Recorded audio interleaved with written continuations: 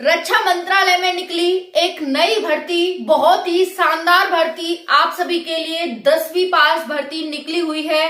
जितने भी साथी 10वीं पास किए हुए हैं सभी इसके लिए अप्लाई कर सकते हैं। साथियों, अगर हम इस भर्ती की बात करें तो रक्षा मंत्रालय में है DGAFMS की नई भर्ती।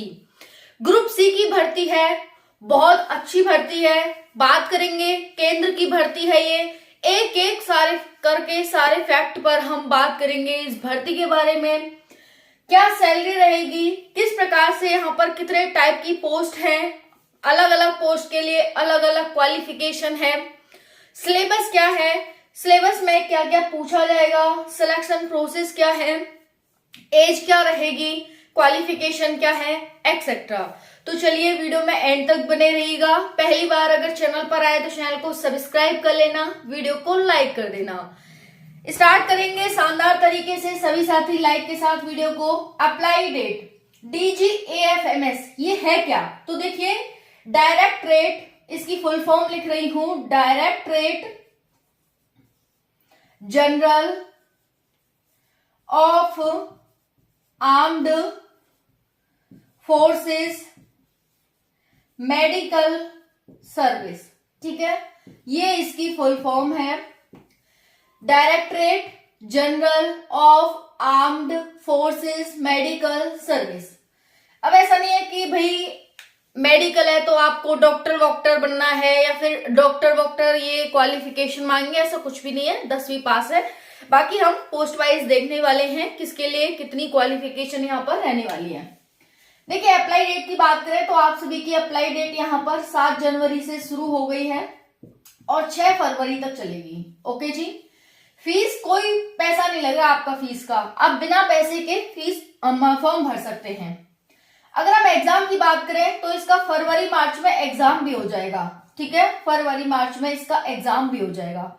भाई बहुत अच्छी वैकेंसी है, एग्जाम डेट भी दे दी पहले ही, है ना। अच्छी वैकेंसी, सच में अच्छी वैकेंसी है। बात करते हैं एज की, तो देखिए एज क्या रहने वाली है, 18 से 27 वर्ष इसकी एज है। ओबीसी को 3 वर्ष की छूट है, SC/ST को 5 वर्ष की छूट है और जितने भी PH कैंडिडेट है उनको 10 वर्ष की छूट है। ठीक है, ये आपकी एज लिमिट है। सिलेक्शन प्रोसेस आपका कुछ इस प्रकार से होगा कि एग्जाम होगा आपका, उसके बाद आपकी टाइपिंग होगी और फिर आपका यहाँ पर ट्रेड होगा। इंटरव्यू वगैरह नहीं है यहाँ पर कुछ भी, एग्जाम, टाइपिंग और ट्रेड।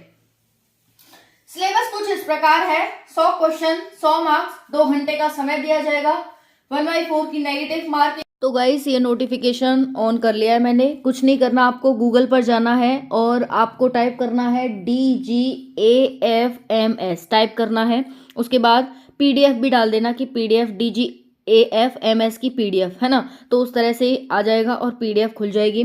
ग्रुप सी की वैकेंसियां देख सकते हैं, directorate general of armed forces medical service, ये इसकी फुल फॉर्म है।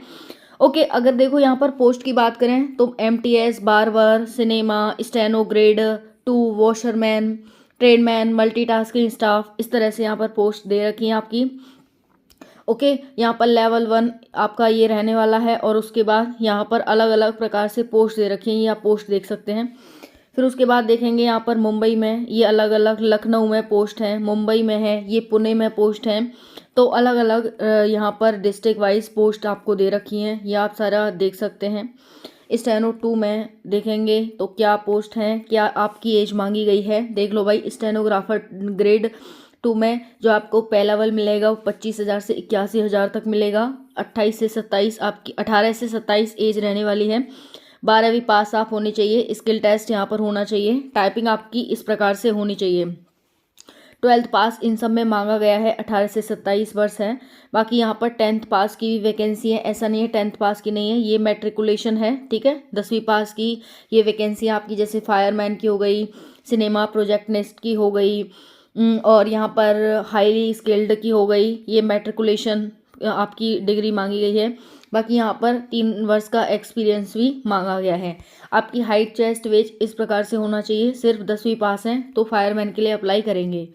ओके, फिर उसके बाद देखो कुक में भी मैट्रिकुलेशन मांगी गई है, बार्बर में भी मैट्रिकुलेशन है, कैंटीन बार्बर में भी है, और ट्रेड्समैन मेट में भी यहाँ पर 10th पास है। उसके बाद यहाँ पर टाइपिंग भी आपसे मांगी गई है, तो टाइपिंग में आपको आनी चाहिए। ये आप पूरा देख सकते हैं, 12 प्रकार की यहाँ पर पोस्ट है। और मोड ऑफ सिलेक्शन यहाँ पर देखेंगे, 100 क्वेश्चन आपसे पूछे जाएंगे। क्या क्या होगा, पहला आपका एग्जाम होगा, फिर आपका टाइपिंग होगा, और फिर उसमें उसके बाद आपका ये पूछा जाएगा आपके numerical aptitude, reasoning, English, awareness, written exam होगा। 2 घंटे का समय दिया जाएगा। सारी जानकारी यहाँ पर बहुत अच्छे से समझा रखी है इन्होंने, है ना। तो इस तरह से आप देख सकते हैं, बाकी पूरी इन्फॉर्मेशन पढ़ सकते हैं। जो भी आपका कास्ट सर्टिफिकेट वगैरह होगा, ये एप्लीकेशन फॉर्म है, इस तरह से आप फॉर्म भरेंगे। आपको क्या क्या चाहिए डॉक्यूमेंट में, तो आपके 10th 12th की मार्कशीट, जिस भी पोस्ट के लिए अप्लाई कर रहे हैं यहाँ देख लेना, और उसकी क्वालिफिकेशन भी देख लेना कि अगर आप स्टेनोग्राफर 2nd के लिए अप्लाई कर रहे हैं तो आप 12th पास होने चाहिए, तो आपके पास 12th के सर्टिफिकेट होने चाहिए। उसके साथ साथ आधार कार्ड होना चाहिए, ओके, फोटो होनी चाहिए, सिग्नेचर होनी चाहिए, एक ईमेल आईडी होनी चाहिए आपके पास, ओके जी। और क्या होना चाहिए, डोमिसाइल होना चाहिए जिस भी स्टेट से हैं आप, और आपके पास कास्ट सर्टिफिकेट होना चाहिए। ये आपके डॉक्यूमेंट्स होने चाहिए यहाँ पर। बाकी अप्लाई कर दीजिए जल्दी से जल्दी, फॉर्म आप सभी के शुरू हो ही चुके हैं। और ठीक है, यही इन्फॉर्मेशन आप सभी को देनी थी। कोई डाउट रह गया हो तो कमेंट के माध्यम से पूछ लेना। अच्छी वैकेंसी निकल के आई है, हर साल हमें इसका वो नहीं देखने को मिलता है, कभी कभी सौभाग्य से ही देखने को मिलता है।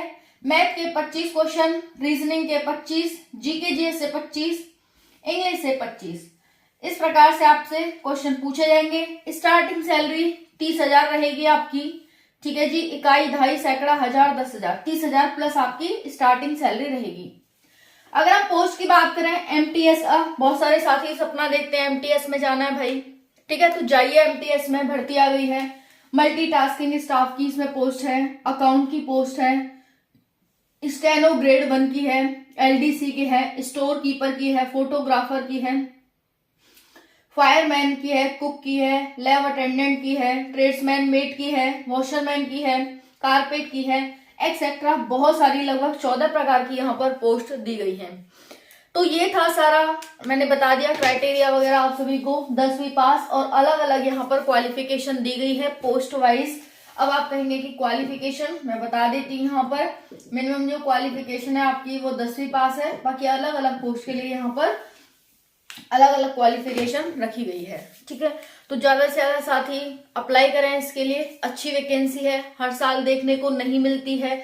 बहुत भाग्यशाली होते हैं जिनके टाइम में ये भर्ती आती है, जिनकी एज रहते हुए भर्ती आती है। तो अगर आपकी एज रहते हुए ये भर्ती आई है तो इसके लिए जरूर फॉर्म अप्लाई करें, ठीक है जी। बाकी कोई और डाउट रह गया हो तो कमेंट सेशन नीचे दे रखा है, उसमें आप कमेंट टाइप करेंगे, मुझे वो कमेंट दिख जाएगा, मैं पढ़कर आपको उसका आंसर दे दूंगी, ठीक है जी। कमेंट में कमेंट जरूर करा करें। कमेंट करने से क्या होगा कि कमेंट करने से पता चलेगा कि आप क्या सोचते हैं, ठीक है। थैंक यू, जय हिंद।